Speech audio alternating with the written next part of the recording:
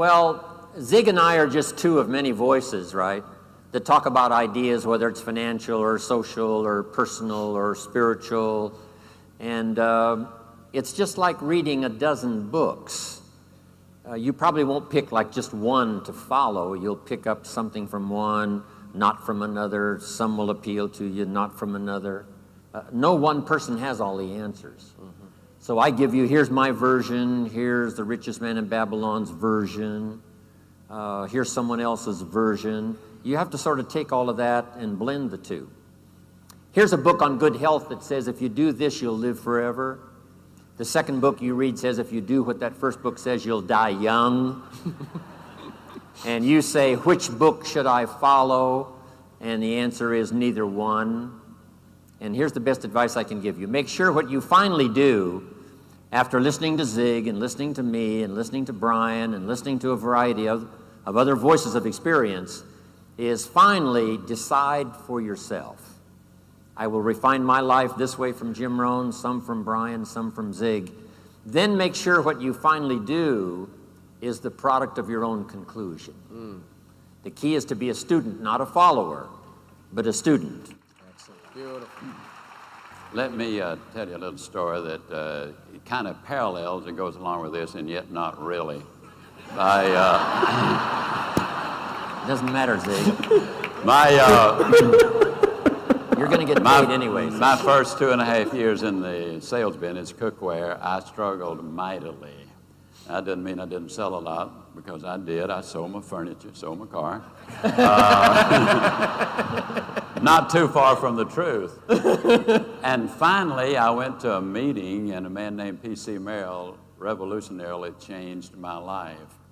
He gave me the key, the formula. It had to do with my image. Well, as a result of that, our company, not as a result of that, but the company I represented had what they call a National Booster Week every single year. During that week, we'd do no recruiting, no training, no collecting, no nothing, just sell, sell, sell. I sent my wife and baby home to Mississippi, Jackson, Mississippi, because I wanted to really put an all-out effort. I cooked pancakes for breakfast for folks. I made salads at lunch. I had a dinner party in the evening.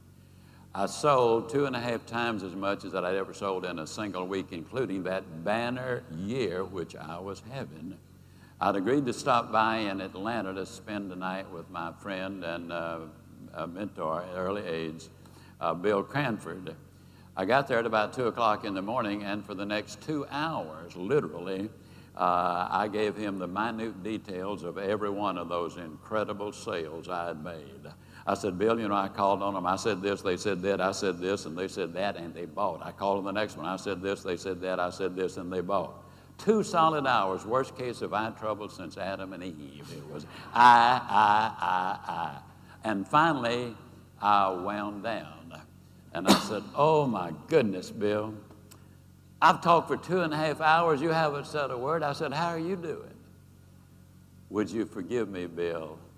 I'm really embarrassed. That was a terrible thing to do. Bill Cranford, bless his heart, more like a big brother than anybody, said, Zig, don't give it a thought. You have every reason to be proud of what you have done. It was absolutely wonderful. But Zig, let me remind you of something. I'm the person who brought you in this business. I'm the one who trained you. I'm the one who for 2.5 years did those sales meetings every Monday morning that you attended. I'm the one who, when you grew discouraged, I would call you and lift you up. I'm the one who, when you were threatening to quit, I went up and worked the day with you. And Zig, as excited and as proud as you are of what you've done, you will never know joy until you've experienced what I have just experienced. It's what you do for others. That was the genesis, Brian, of you can have everything in life you want if you'll just help enough other people get what they want. I continue to work because things like that. Good stuff.